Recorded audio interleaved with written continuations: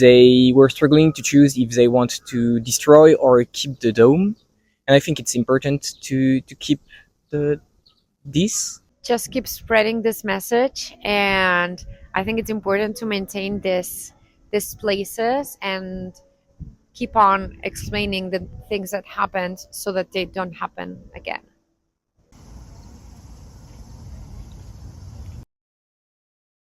No worries. I'm from France. I'm in Japan for an internship. I am engineer student, so I'm here for 4 months, and I took a week of holiday. In internship in a laboratory. Yep, it's in Tokyo. Tokyo University of Science. I don't know if you know. I'm 21. Yes, and first time to Japan too.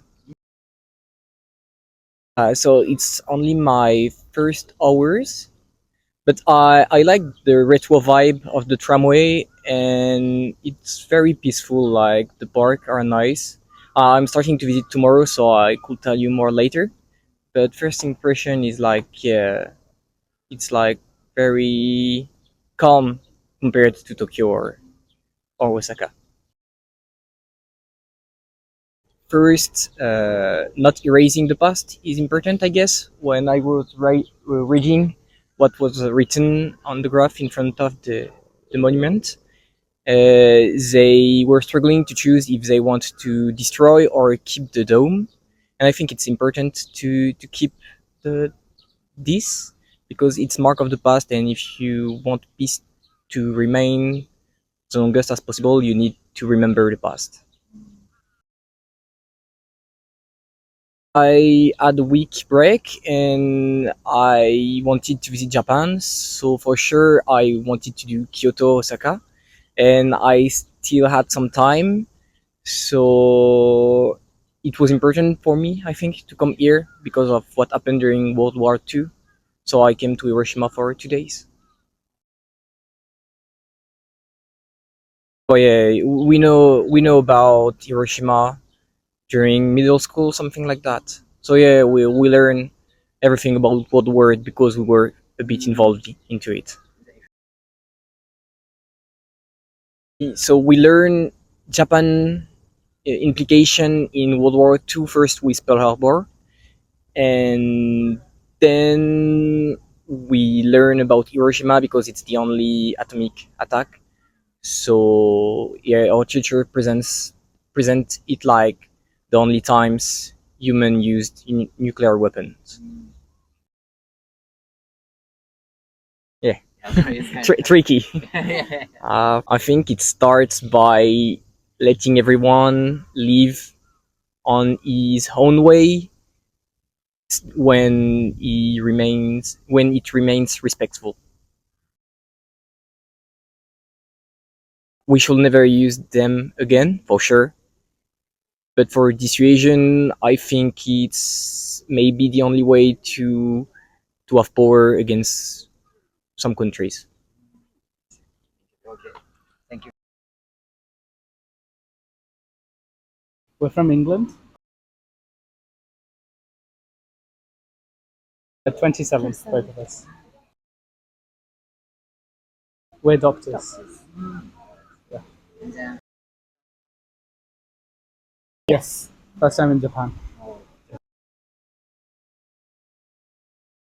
We've been here for almost 2 weeks now.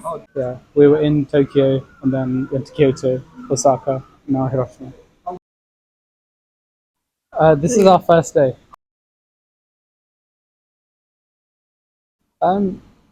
It's bigger than I thought. Everything is very developed, as everything has been in Japan. Everywhere is really clean, and everything's very calm here, especially here.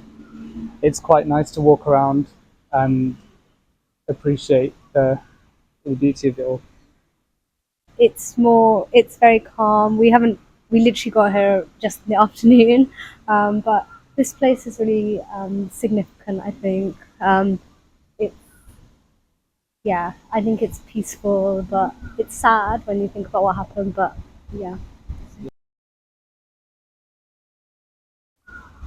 It was mainly the history behind it. Yeah. I wanted to see, well, more or less, what's come about since all the aftermath of World War II, and it was nice to see the dome as as a symbol of what's the devastation that was caused by the atomic bomb.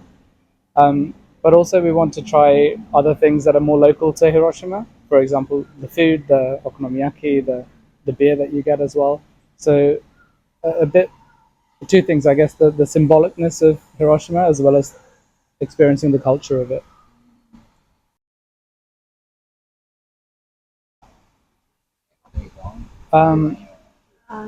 Mostly, I mean, I think most people in England learn about it in school, in history lessons.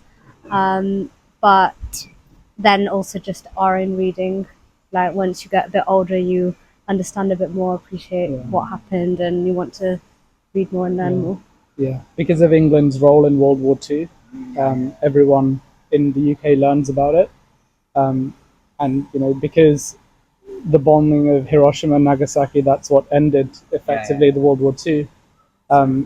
Because it's such a significant event, we're all quite familiar with it in the UK.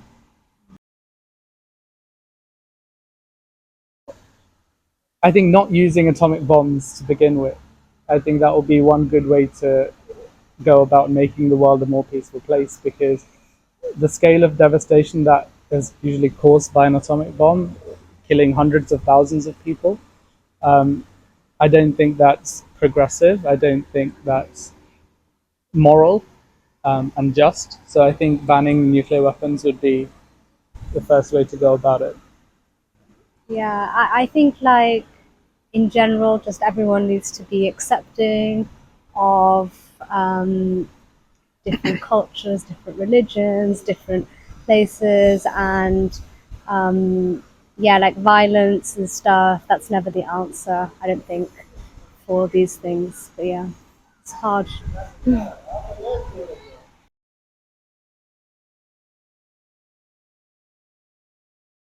I think peace means, to me, I guess it means tolerance, the ability to, as Shani was saying, accept people's differences and live with it, but also trying to find a compromise between what works for two groups of people to achieve peace. So for me, it's about tolerance and compromise to find what fits two groups of people to then live peacefully side by side. Yeah, I think it's the same basically, like tolerance, acceptance, and if you have differences, then resolve them by talking and like non-violent methods, basically. Yeah.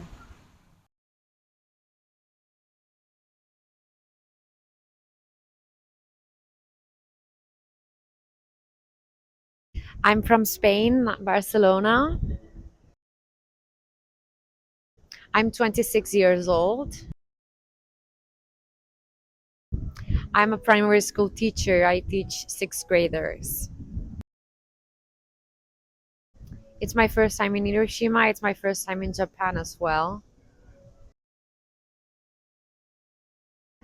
For me, the most impressive things were obviously the atomic bomb dome.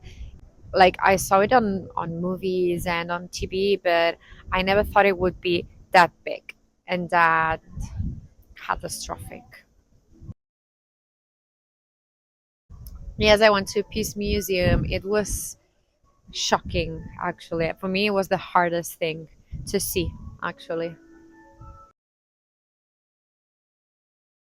The most impressive part, it was the part where I could see some skin layers of people that they were still hanging there informal, and some nails, and also the pictures of the kids that they were like their skin was falling apart.